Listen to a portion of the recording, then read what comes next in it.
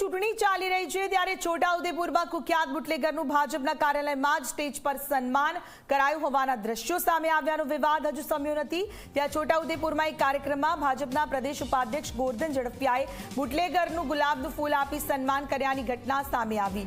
ત્યારે એવો દાવો પણ કરાયો હતો કે છોટાઉદેપુર જિલ્લામાં ભાજપનું કાર્યાલય બનાવવા માટે આ બુટલેગરે પોતાની જમીન આપી છે। જોકે આ દાવાને બાદમાં ફગાવી દેવામાં આવ્યો અને તે શરત ચૂકથી સ્ટેજ પર આવ્યો હોવાનો બચાવ કરવામાં આવ્યો। આ મામલે કોંગ્રેસ પ્રવક્તા મનીષ દોશીએ આકરા પ્રહાર કર્યા। સાથે તેમણે ભાજપ અને બુટલેગરનું સ્ટેજ પર સન્માન કરનાર નેતાઓના કનેક્શન પર સવાલો ઉઠાવ્યા।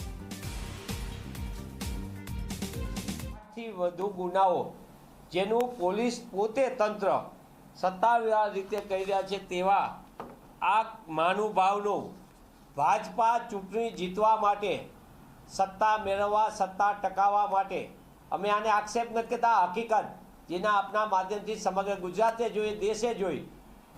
મારે આપના માધ્યમથી પૂછવું છે કે ગુજરાતની અંદર ગેરકાનૂની કામ કરતા, ખાણ ખનીજના ચોરી કરનારા મોટા માફિયાઓ, જમીનના માફિયાઓ, જમીન પચાવી પાડનારાઓ અને અસામાજિક પ્રવૃત્તિ કરતાઓના યોગદાનથી શું કમલમ ઊભા કરવામાં આવી રહ્યા છે?